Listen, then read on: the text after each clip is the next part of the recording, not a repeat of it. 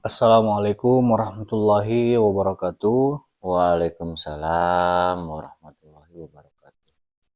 Alhamdulillah, kita ketemu lagi pada kesempatan kali ini ngobrol santai sambil ngopi setelah sekian lama kita tidak bersuah.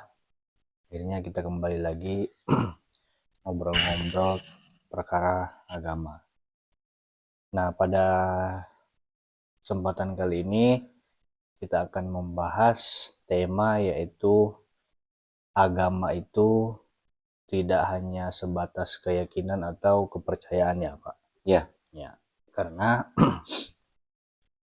sekarang itu orang beragama di luaran sana hanya sebatas eh, dijadikan keyakinan dan kepercayaan. keyakinan dan kepercayaan dan juga hanya melaksanakan ritual tapi tidak tahu makna yang sebenarnya seperti apa agama itu.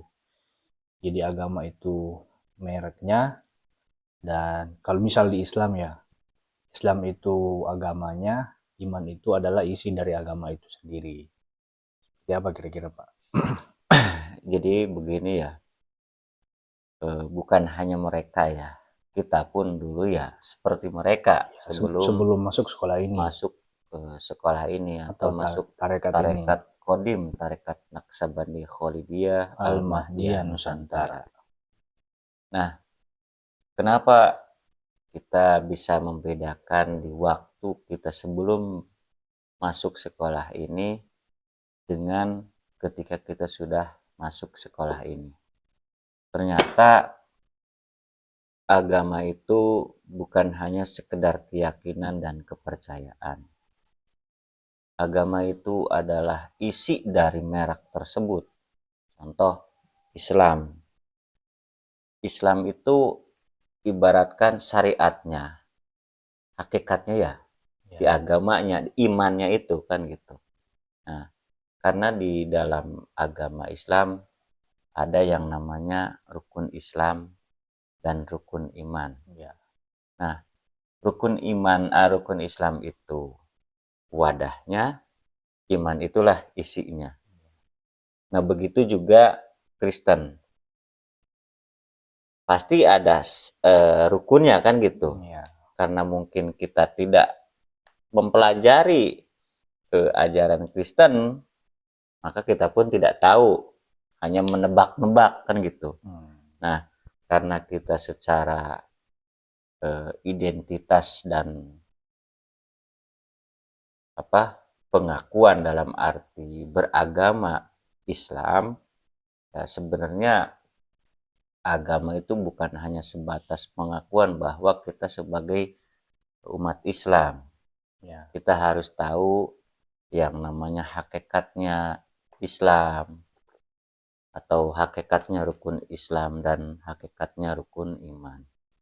Nah, rukun Islam itu diibaratkan ya, diibaratkan itu adalah wadahnya atau syariatnya, dan rukun iman itu adalah isinya atau kodimnya.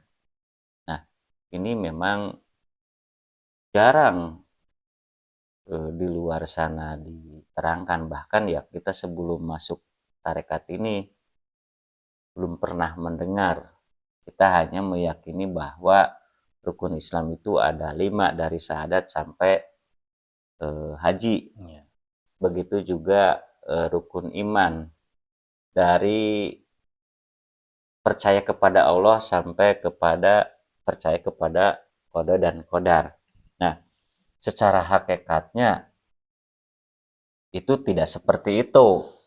Nah, jadi rukun Islam itu adalah syariatnya, syariat untuk memasuki eh, ke hakikatnya, yaitu rukun iman. Ya. Jadi rukun Islam itu syariatnya dan rukun iman itu hakikatnya. Rukun Islam itu isi wadahnya, rukun iman itu isinya atau kodimnya atau hakikatnya. Nah, jarang kita mendengarkan penyampaian ini di luar sana. Nah, untuk itu sebelum kita beragama mesti melewati syarat rukun, cara, dan metodologinya agar beragama itu kita secara kapah dalam arti jasmani dan ruhaninya. Sama halnya ketika rukun Islam dengan rukun iman.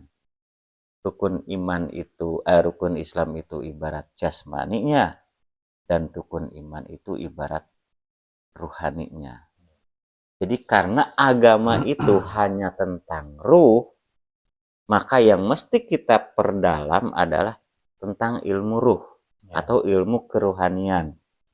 Nah, karena hanya dengan ilmu ruh atau ilmu kerohanian, maka ruh kita akan terbimbing dan dibimbing oleh guru ruhani untuk mencapai kepada yang maha ruhani.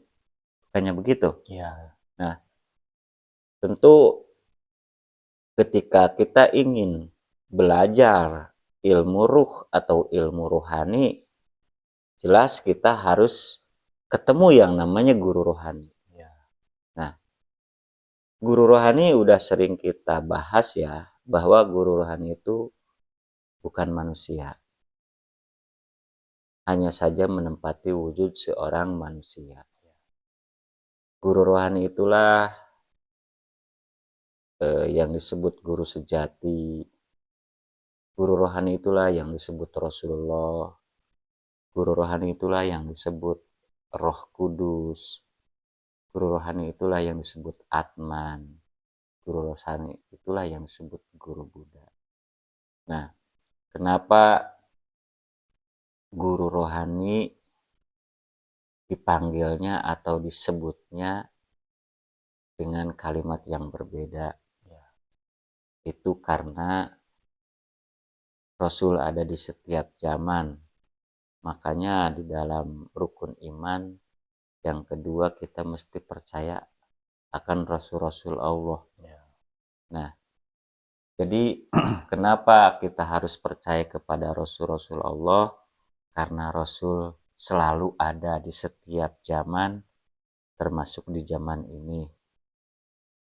Hanya saja di zaman ini sudah tidak lagi disebut Rasul, tapi disebutnya al-ulama warasatul anbiya. Apa tuh Pak maksudnya ulama warasatul anbiya? Al-ulama warasatul anbiya adalah seorang ulama pewaris kerasulan dari Nabi Muhammad Shallallahu Alaihi Wasallam. Jadi kerasulan yang ada di balik Nabi Muhammad itu selalu diestafetkan kepada sang pewaris. Selalu ada yang mewarisi. Selalu ada yang mewarisi. Nah, jadi yang mesti kita cari karena kita sudah tidak ada lagi di zaman Nabi Muhammad. Karena zaman Nabi Muhammad adalah 1400 tahun bahkan mungkin lebih. Nah, sedangkan kita tidak mengenal Nabi Muhammad karena kita tidak sejaman dengannya. Maka yang mesti kita cari adalah pewaris kerasulan dari Nabi Muhammad Shallallahu Alaihi Wasallam. Nah, tentu itu dari zaman Nabi Muhammad sampai zaman ini itu sudah ada beberapa pewaris estafet kerasulan dari Nabi Muhammad Shallallahu Alaihi Wasallam sampai saat ini, kan gitu. Itu yang mesti kita cari, yang mesti kita ketemukan. Karena Nabi Muhammad pun menyampaikan tidak akan engkau sampai kepada Allah Subhanahu wa Ta'ala tanpa lewat Rasulullah. Jadi hanya lewat Rasulullah kita akan sampai ke hadirat Allah Subhanahu wa Ta'ala.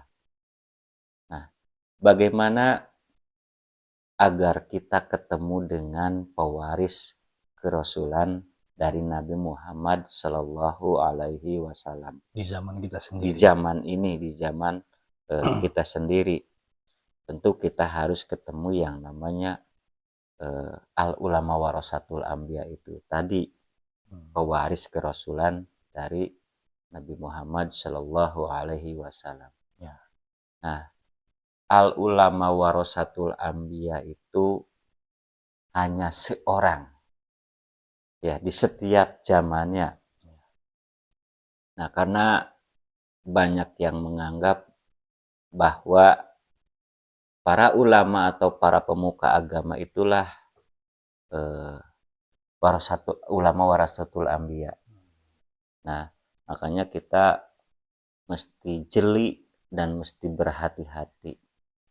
Al ulama warasatul anbiya itulah yang disebut ulama billah. Ulama yang telah beserta Allah dan disertai Allah. Nah, kenapa banyak ulama-ulama yang menerangkan agama,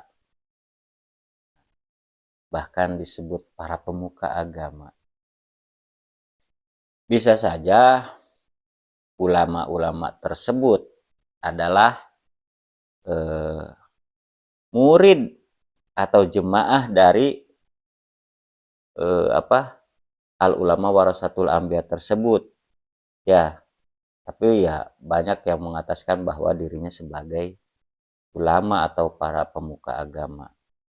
Nah, di sini kita harus bisa membedakan mana ulama billah dan mana ulama yang bukan ulama billah. Karena hanya lewat ulama billah maka kita ada keterhubungan dengan Allah itu sendiri. Makanya ada keterangan besertalah dengan Allah. Sebelum kita bisa beserta dengan Allah, maka besertalah dengan orang yang telah beserta Allah. Siapakah dia? Dialah ulama billah, ulama yang telah beserta Allah dan disertai Allah.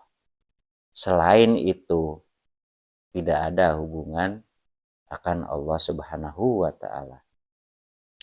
Ulama billah itu bisa disebut dengan al ulama warasatul anbiya atau ulama pewaris kerasulan, atau bisa disebut dengan waliya mursida, atau bisa disebut dengan rasul min anfusikum, atau bisa juga disebut ulil amri minkum.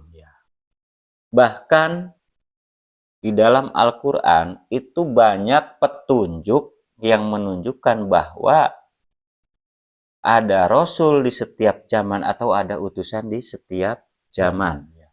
Nah, di zaman Nabi Muhammad itulah sebagai ulil amri minkum. Ya, di zaman itu. Di zaman Nabi Muhammad. Ya. Nah, karena kita sudah tidak ada di zaman Nabi Muhammad atau tidak lagi ada di zaman Nabi Muhammad, maka kita pun harus ketemu dengan ulil amri minkum di zaman ini. Ya. Karena ulil amri minkum, Rasulullah dan Allah itu sendiri, itu adalah sebuah sistem atau disebut wasilah. Atiullah wa ati rasul wa ulil amri minkum. Nah, jadi untuk menghubungi atau terhubungnya akan Allah dan Rasulullah itu mesti lewat ulil amri minkum. Bagaimana caranya agar kita bisa ketemu dengan Rasul min anfusikum, guru waliya mursida, atau al ulama warasatul anbiya atau yang disebut ulul amri minkum? Ya.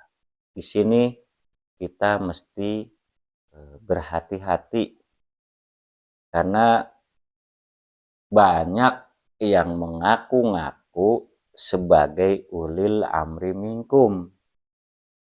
Nah, sah-sah saja mereka mengaku sebagai ulil amri minkum atau mengaku sebagai al ulama warasatul anbiya. Sah-sah saja, tapi yang mutlak itu hanya satu, yang datangnya dari yang maha mutlak. Nah, Gimana atau kenapa ada ulil amri minkum yang disebut mutlak? Karena ulil amri minkum yang mutlak itu telah menggandeng faktor mutlak dari yang maha mutlak. Maka ketika kita mengikuti ulil amri minkum yang mutlak dan berwasilah, maka kita pun akan dimutlakan juga. Nah, dalam arti ketika kita sudah ketemu ulil amri minkum yang berwasilah atau yang dibaliknya ada wasilahnya, maka semua ibadah kita di dunia kita tujukan kepada ulil amri minkum tersebut. Ya. Akan tetapi kita bukan berarti menyembah ulil amri minkum itu.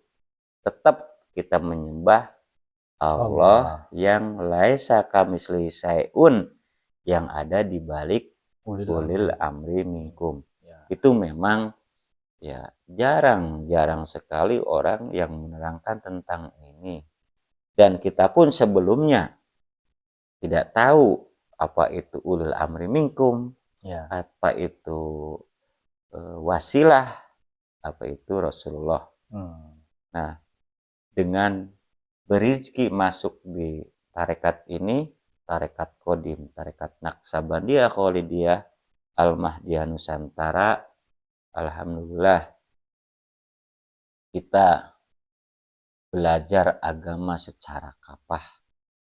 Dalam arti bukan hanya jasmani, tapi juga ruhani.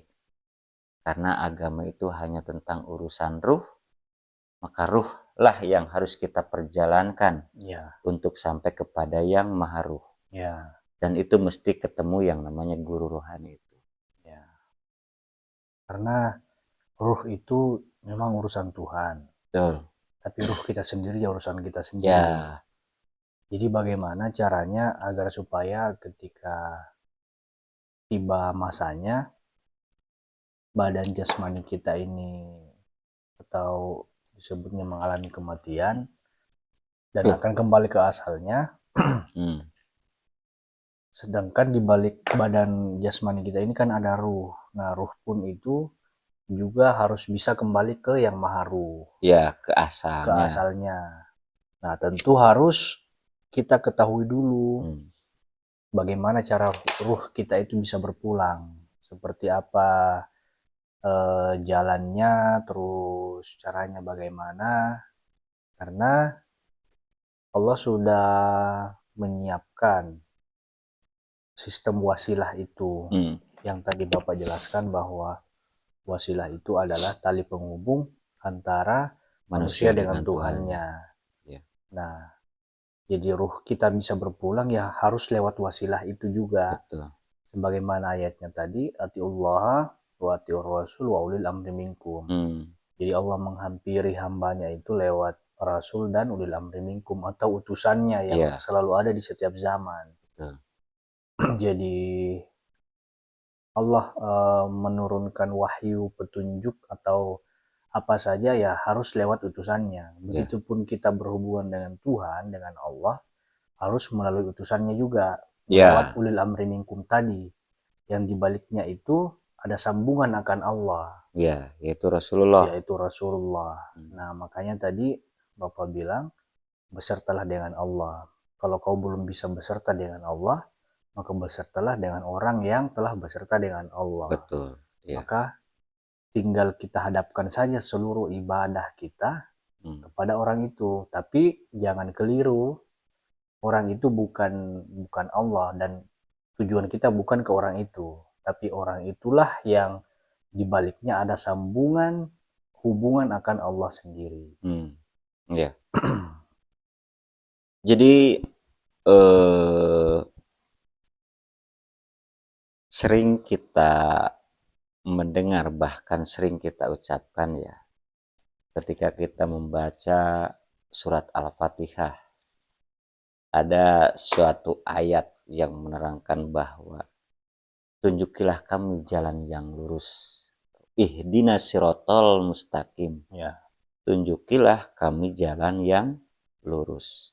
Nah, ketika kita meminta petunjuk, otomatis kita harus mencari atau mendapatkan seorang yang mampu menunjuki jalan yang lurus tersebut, kan gitu. Ya, yang mampu menjelaskan cara Menjelaskan, menunjukkan dan membimbing ya, di jalan lurus tersebut, ya, kan gitu. betul. Nah, bagaimana gambaran jalan lurus itu, kan gitu.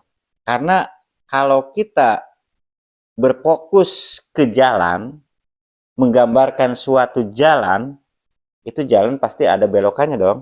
Ya, Nah, jadi jalan yang lurus itu jalan seperti apa? ya, Nah, jalan yang disebut jalan yang lurus atau jembatan Shiratal Mustaqim adalah jalan cahaya yang menuju kepada sumber cahaya. cahaya. Yang ujungnya Allah sendiri. Ya, ujungnya Allah itu sendiri. Ya. Karena yang disebut sumber cahaya ya itu Allah sendiri. Karena yang turun ke bumi atau ke dunia itu ya cahayanya. Ya. Jadi carilah orang yang bisa menerangkan jalannya, caranya seperti apa. Ibaratnya orang itu telah menempuh jalan itu. Ya, Dia sebagai pelaku pelaku. telah melewati jalan itu. Ya, Maka betul. dia akan bisa menceritakan apa saja yang dilewati atau seperti apa melewati jalan itu, caranya seperti ini. Ya, bukan hanya menceritakan ya, dia juga akan membimbing. Ya, Membimbing, menunjuki agar kita tetap ada di jalan yang lurus tersebut. ya, Karena ketika hanya menceritakan itu bukan hanya bukan petunjuk. ya, Ya, tapi ketika menunjukkan otomatis membimbing. ya. Membimbing kita dalam keadaan di jalan yang lurus tersebut. Makanya sangat penting kita mencari yang namanya guru rohani. Karena sudah beberapa kali kita bahas ya, karena guru rohani itu bukan manusia. Guru rohani itu adalah nurun ala nur, atau yang disebut Rasulullah, Roh Kudus, Buddha, Atman. Itulah yang disebut guru rohani atau guru sejati. Ya. Barangnya itu juga. Barangnya itu juga. Hanya penyebutan Hanya namanya, penyebutan namanya saja yang berbeda kan. Ya. Ibaratkan air ya, kata orang Sunda cai, orang Jawa banyu, orang Jakarta Betawi menyebutnya air. Tapi ya barangnya ini juga kan. Ya, wadahnya saja yang Jadi berbeda. kita jangan sampai terpentok di penyebutan atau sebuah nama. Nah, kita harus tahu isi di balik nama Nah, itu. Jadi itu. ketika kita sudah mengetahui isinya, maka tidak akan terkecoh lagi. Kita apapun namanya, ya, pasti barangnya ya itu. gitu. Nah, itu Ketika kita sudah ketemu isinya atau sudah tahu isinya, maka sudah tidak ada perdebatan tentang bungkusnya. Ya. Atau panggilannya atau sebutannya. Yang Ya. penting barangnya udah tahu isinya. Nah, itu yang penting Pak ya, poinnya di situ. Ya. Kita harus mengetahui apa isinya. Di balik itu apa sih? Ya. Ketika kita sudah mengetahui kan apapun namanya ya nggak masalah. Betul. Terserah mau namanya apa. Intinya kan barangnya ya itu. Ya, sama halnya dengan kenapa ada Islam, Kristen, Hindu, Buddha, Konghucu dan lain sebagainya. Tapi ketika kita sudah tahu kodimnya yang ada di balik nama tersebut, sebenarnya sudah tidak ada yang namanya perbedaan ketika sudah tahu isinya. Nah, kenapa ada perbedaan? Karena wadahnya. Kan gitu. Nah, yang kita cari dan yang kita butuhkan adalah ya memang isinya, kan gitu. Ketika isinya sudah kita ambil, ya wadahnya kita singkirkan dong. Ya. Gitu. Sama ketika kita minum air, yang kita minum kan tujuan kita airnya. Tapi kita mesti pegang wadahnya. Ya. Tapi kan nggak mungkin wadahnya sama wadahnya. Yang kita minum kan airnya saja. Nah, Gelas ini hanya wadahnya saja, ditinggalkan kan gitu. tinggalkan. Wadahnya kan ditinggalkan setelah isinya diambil atau digunakan. Ya, Nah, untuk itu untuk saudara-saudara di luar sana, ya marilah kita sama-sama belajar. belajar di sekolah ini, di tarekat Kodim atau tarekat arwah, yaitu Tarekat tarekat Naksabandia, Naksabandia, Kholidiyah, Kholidiyah, Al-Mahdiyah, Al-Mahdiyah Nusantara. Nusantara. Karena di sini full praktek, dalam arti diterangkan bagaimana metodologi beragama, Bagaimana cara berhubungan dengan Tuhan. bagaimana cara berhubungan atau terhubung akan Allah. Ya. Nah, tanpa lewat utusannya, sekalipun ibadahnya tidak pernah tertinggal, baik itu sholat, puasa, zakat, haji, tanpa ketemu metodologinya, tanpa ketemu cara dan jalannya, maka ibadahnya hanya sebatas rutinitas fisik. Ya, atau hanya sekedar ritual saja. Ya, atau hanya sebatas ritual. Tapi sama sekali tidak ada hubungan akan Allah. Ya. Nah, karena ibadah itu intinya menyambungkan kodim pada yang maha kodim. Nah, ketika kita menyambungkan, otomatis ada penghubung. Ya.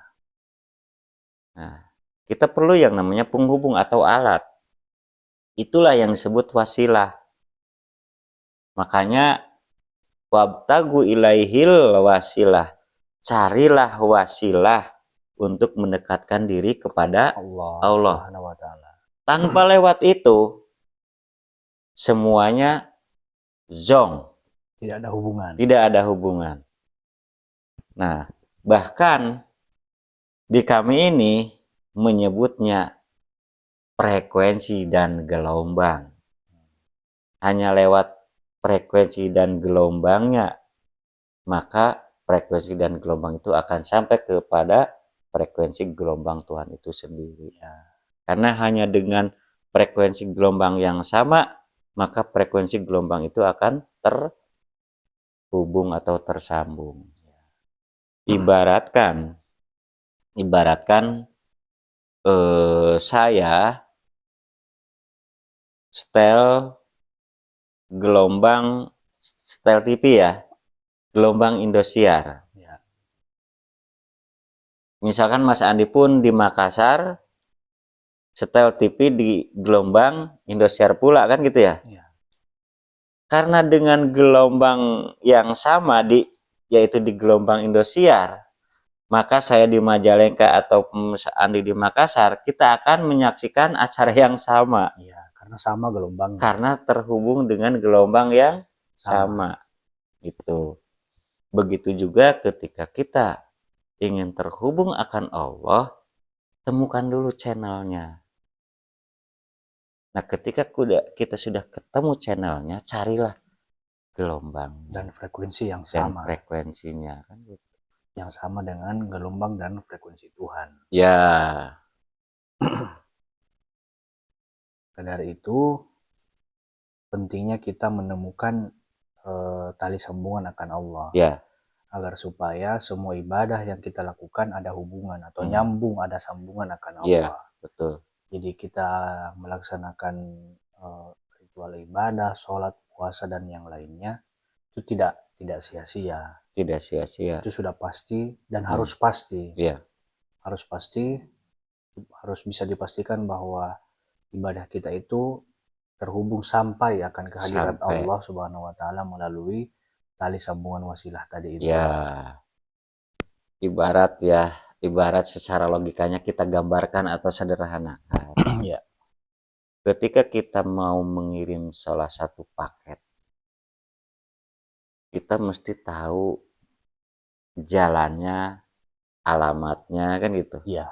Dan orang yang dituju yang akan menerima paket tersebut. Ya.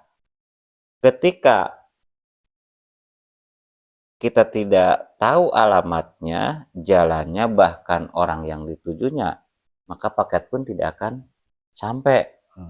Sekalipun sampai, ya, sekalipun sampai tidak tepat pada orang yang kita kirim atau yang pepesan yang memesan barang itu kan gitu. Ya, karena tidak jelas. Karena tidak jelas. Makanya ya pasti harus jelas. Karena kalau agama ya di agama itu mutlak. Ya, Mutlak itu di atasnya pasti. betul.